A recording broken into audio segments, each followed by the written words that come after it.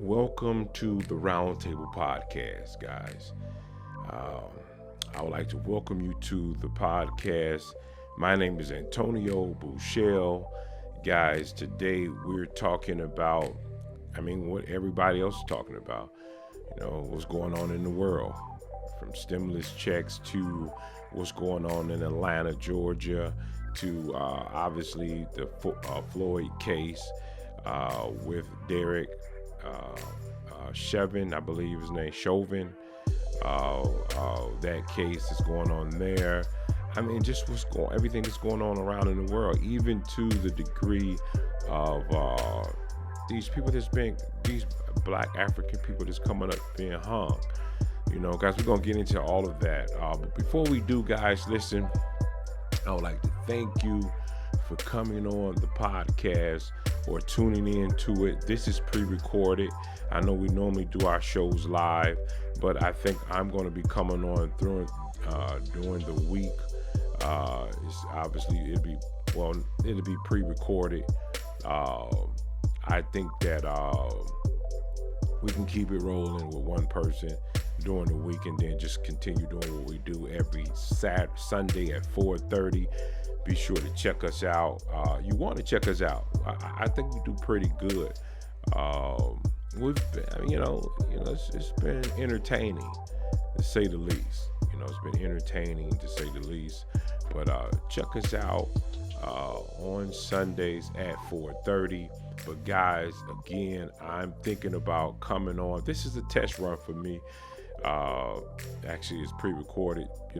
Like I said, I'm not live. It's pre-recorded. Obviously, you know that because you're watching it now, right? But anyway, guys, listen. Don't forget to like and subscribe to our YouTube page. Go to our YouTube page, guys. We really, really, really need you to go to our page so that we want to be we want to help be the gap. To bridge the gap. We want to be that voice to help bridge the gap. And everybody that's on the platform, including myself, whether it be Lady B, whether it be RW3, whether it be Lovely T, guys, we want to make a difference. And one of the things that we can do other than our different jobs or careers that we're in is that if you subscribe to the Roundtable Podcast, and it's up there now, how to go to our YouTube page, our IG, Facebook, whatever is up there. You should check it out, guys. And honestly, check us out. I'm going to go ahead and and you can also even go on to our website to watch it live as well. And that's only on Sundays and at 4:30. But these videos will be up there on the site as well. So guys, but let's get into this, guys. It's so much we know that's going on. It's a lot going on, in fact. And guys, they released another video showing how, well, I guess it was from a news report actually, where they were showing how that Derek and George Floyd, Derek Chauvin, and George Floyd had some type of past, and I don't know if they knew each other personally, maybe not, but they definitely shared a past at a club together. I don't know if they both worked there or what was that, but I know that the cop worked there. And I guess that's how they didn't get along. I guess it came up to say that the cop was treating some of the, I don't know if it was just blacks or Hispanics or whatever it is, but he was kind of like being racist even there. And I guess, no one liked him. I'm not, you know what I mean? No one liked him. But anyway, I guess Floyd, as well as Chauvin, didn't get along because of whatever that was going on at that club. I mean, that's ironic. I mean, I don't know if it's ironic, but it's. I mean, it's just weird, to be put in a place where someone has the power over you, and they don't like you. Yeah, and that's what I mean. And what type of person that they are, and he knows you and don't like you because you know what he knows about you. You get what I mean? So I mean, meaning that here's Floyd.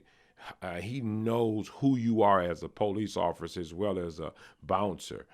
Well, probably not as a police officer, but as a bouncer, and how you treat people as that bouncer. He knows by what other people have said. So I mean, he knows you. And here you guys are at this place in life where this man has the control because now you in his so-called backyard. You get what I mean? Now you in his so-called backyard. I mean, it's just, just to even know this and this man having this much control. But anyway, that's what's going on. That's what's being said, that they do have a past in terms of seeing each other. I don't know how much they knew in terms of names or whatever, but I'm quite sure. I mean, and then you don't think he would have gave him a break just because of that. They work together. Hey, man, what's going on? I got a call. You know what I mean? Yeah, I got a call and they telling me, to come on through, and here I see is you, man, what you doing? Well, okay, yeah, okay, well, just be cool, try not to, get yourself caught up out here. I mean, but no, I see this opportunity because I'm an opportunist in terms of racism, you know what I mean, to come at you, and then that's what you do. You know what I mean? You see this opportunity, instead of taking it one way, you take it exactly the opposite way. You know what I mean? And that goes to show you what type of person you are as well. And I know you could say, well, he have to do his job. Yeah, exactly. Then do your job. Be a police. You know what I mean? Everything is not so where I have to body slam you on the ground and, put my knee on you. It's not, everything is not that serious where you have to do that. This man never showed himself to be a threat. And I get it. Everybody, we've talked about it. But now they're saying that these guys known each other. They're saying that this guy, George Floyd, knew of the police officer, Derek Chauvin, and I mean, heard bad things about him because of the things that he heard, even in the club, from other people. So, guys, but I don't know. We just hope this thing just be rectified as quick as possible. And those people who need to go to prison, go to prison. It's, that's just what it is. It is what it is. But anyway, going to even Atlanta, Georgia. I mean, what's going on down there, guys? Shout out to the mayor of Atlanta. Shout out to her, who's trying to just, I'll say it like this. I don't believe that the moves that the mayor is making in Atlanta is based more so because of black and white. I think that she's a fair woman. From what it seems to me anyway. She just want things to go and work right. She wanted to be fair when these officers go out here patrolling these streets, when they try to make arrests, make sure you're fair. And that's all Black Lives Matter is all about. And so shout out to the mayor, in this situation, a hurried decision to ask for those officers to be fired. Now, here's the thing. When you look at that case in Georgia, at the Wendy's, Mr. Brooks, there in the vehicle, the officer comes up to him, and it seems to be that, He's falling asleep. The officer's trying to wake him up. We know the story, But now I'm going to ask this question. Yeah, and somebody let me know. Somebody help me out in this situation because I'm trying to do. It didn't start off uh, where you could say that it was racist. It didn't start off that way. Even meaning with the cop, it didn't. It didn't start off to say that yeah, these cops are racist, and I don't even know if I want to even take it that far because now obviously through the tape we seen the officers doing their job, and initially they were. I don't know the intent, but they were doing their job. They was answering the call. At least the first officer was answering the call, and that's what he did. It seems to be very ordinary what cops do. Ask a lot of questions. They're going to ask a lot of questions. About you. I don't know if I'm really concerned about your well-being, but I'm gonna ask questions. Hey, are you all right, buddy? You seem to fall asleep. You all right? Have you been drinking? You get what I mean? So I don't see anything outside of the norm. They gave the man the breathalyzer. They gave him instructions. They kind of felt because he did admit that he was drinking, and that gives them, you know, the ammunition to go ahead and take everything else to the next level and just assume that he is intoxicated. So let's just go ahead and do the test. We know he is. We know that this man is, and I think everything was going normal. It seemed normal to me. I didn't see any racist moves. And listen, just listen to what I'm saying. I don't see any racist move in terms of the answering the call of the officers. Now, the thing that happened in terms of when he said that he was going to place him, I don't know if he said he was going to place him under arrest. I don't know if he said that, but as soon as the cop gets around him, a little struggle, and next thing you know, they show some other footage of them struggling. It was a struggle of them trying to handcuff Mr. Brooks. And then you see the taser actually goes off, and that was, I'm gonna be honest, the taser going off was justifiable because of the struggle. He could have used a gun. He didn't. He used the taser. That would have happened if he was white or black. The taser. Now, here's where it gets thick, where he takes the taser somehow from him and begins to run up the street. I'm not a lawyer. I'm not a lawyer. And then the guy turns around to continue to, I don't know if he was trying to give him the taser or was he pointing at him as trying to shoot the taser, or it had already been shot off, but is the cop justifiable for shooting him in the back? Is he justifiable? Because he turned around, pointing it at him, and then my man shot him. Should the cop ran after him? Probably not, because things could have got out of hand. Someone else could have actually got hurt. I heard one of the bullets actually hit one of the cars. Which it makes sense too, because it's bullets being shot in an area around citizens. But now that's the part there. That's the part there that gets tricky. It does get tricky, even though we see clearly what's going on in the video, we still have to analyze where this man was at the time when the gun was shot. What was his thinking? Did he feel like this guy was shooting back at him? I know it sounds crazy, and believe me, I believe that the cop should have thought better. I don't believe that the cop actually thought it all out. I'm going to be honest. I don't believe that the cop knew I mean, obviously he didn't, but I don't believe it. I mean, the reality kicked in that this one guy got through two cops who's trying to handcuff them. He got out of it, plus took this man taser and ran with it. I mean, you know, there's a little humiliation in there. I mean, so would you be, as an officer, it's two of us. We are professionals. We do this every day. And we can't handcuff one guy. And this guy actually gets up, gets away from there. If the police never actually ran after him and shot him, this man would have got away. So, are you so angry where you pull the trigger because of that? And see, that's the way I'm looking at it. I don't know if it started off racist.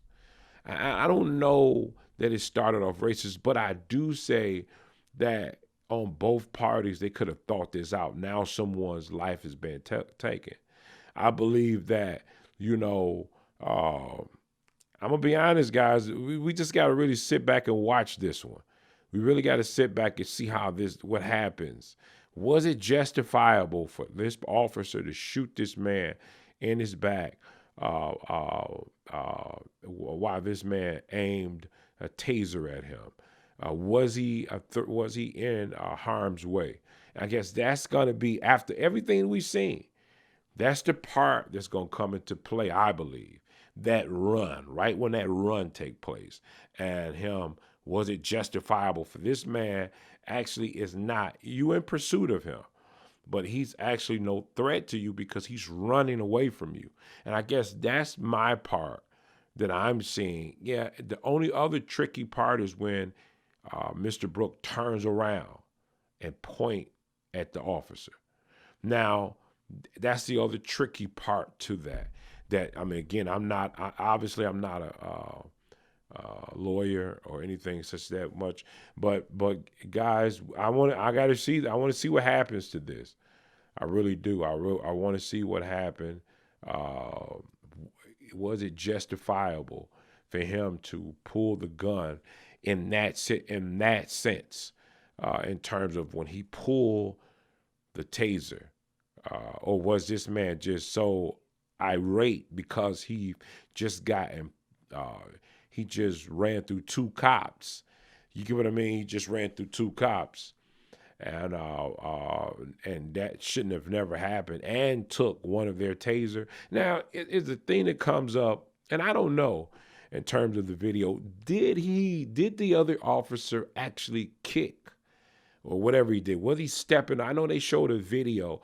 I'm gonna try to find that video to see, can I pull it up? But did he really step on the shoulders and kick? That is crazy.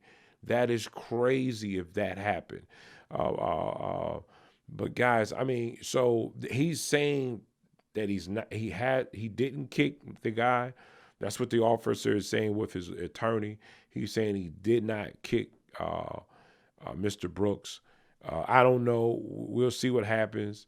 I don't know. Has he even been charged? The officer who didn't shoot. But I do know the one officer who did shoot is being charged. So I want to see this one. I want to see how this one actually turns out in terms of that one area where they're both running. He turns around and then the cop shoots him in the back.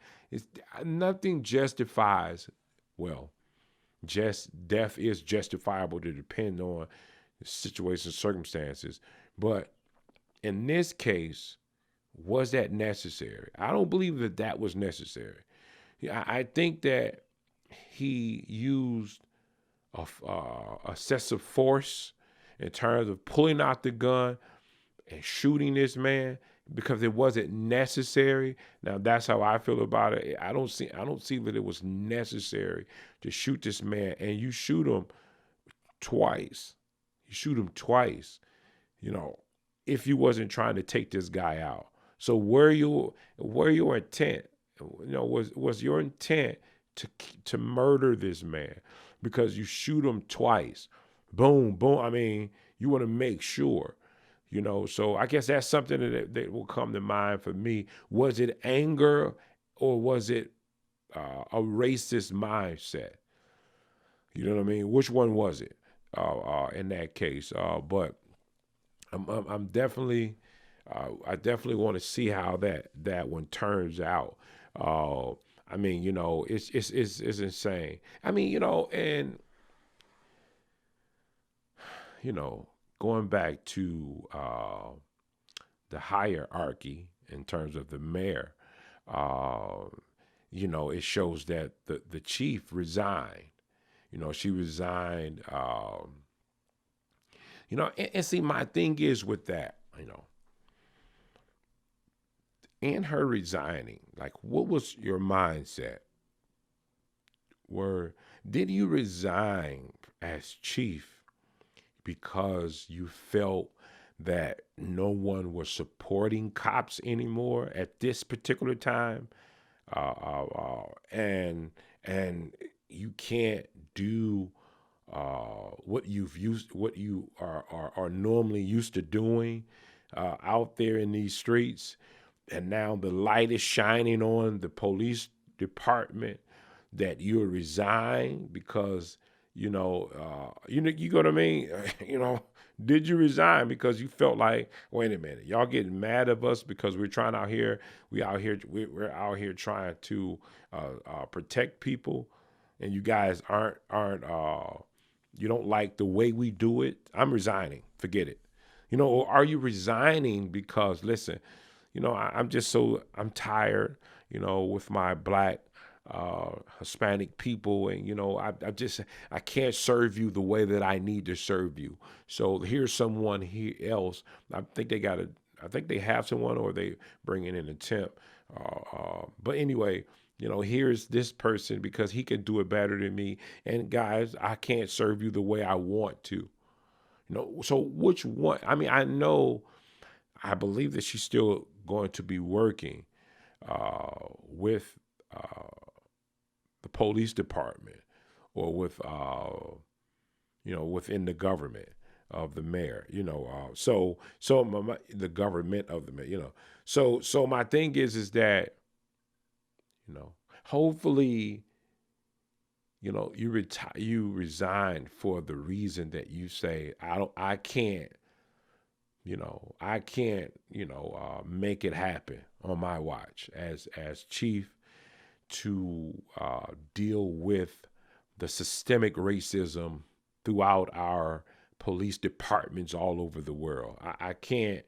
It's too much for me, so I need to resign. Someone else need to come up and do it. I mean, so that's my thing. That's my take on it.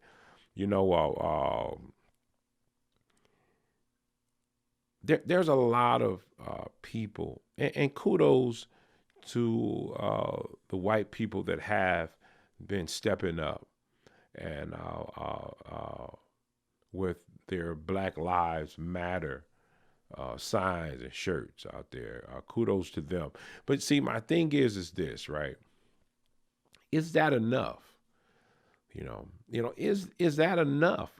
So, okay, so the first thing that comes to mind to me, if I'm going to clean up anything, the first thing I need to try to clean up would be systemic racism within the walls that I know.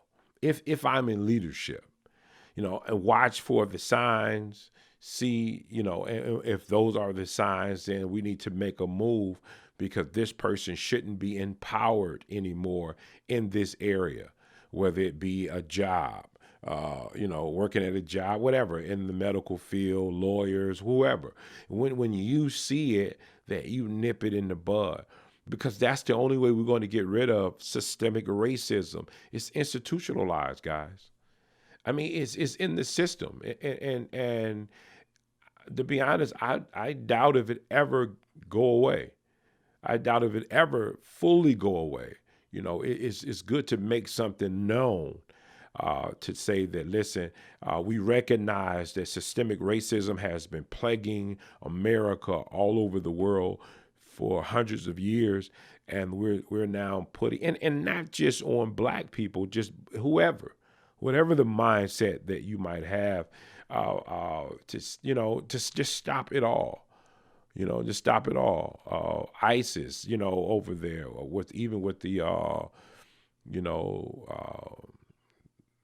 is that? I forget the word.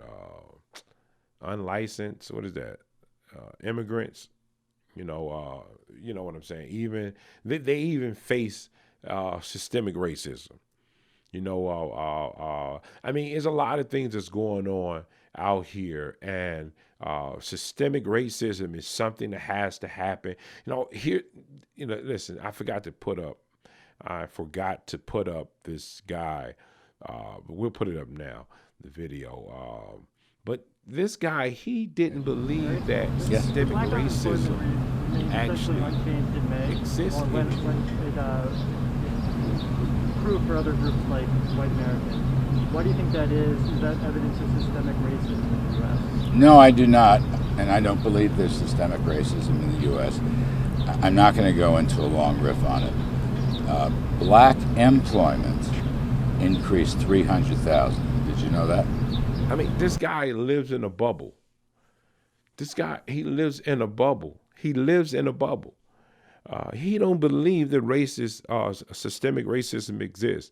Shame on you. Listen, do you know that makes the problem worse? Actually, that's what makes it worse. It's that those people who are in power that's blind to the system, to the government, to systemic racism. If you're blind to it, then you don't know if it's going on or not. You don't care. Because guess what? In your mind, everything is just perfect. I mean, how much sense does that make for you to say that? I can even say if you use the word, well, it used to be bad, and we have made changes. They always throw that word in. I mean, we elected Obama. I mean, they always use that. They use that a lot. And I can even see them going down that road, and it's something that's constantly have to be rooted out. But when you see it, you must destroy it by the root. I mean, we're so strong. I mean, so now you're not making light of this situation, saying, I mean, now you're not being unrealistic. Goodness well that systemic racism still plagues this country today. It's the mother of all. That's what destroys systemic racism. And guys, it has to be rooted out. That white supremacy mindset has to be rooted out, because I mean, it's not healthy to think that someone is better than the next because of their race or characteristics. And guys, that's all I'm saying.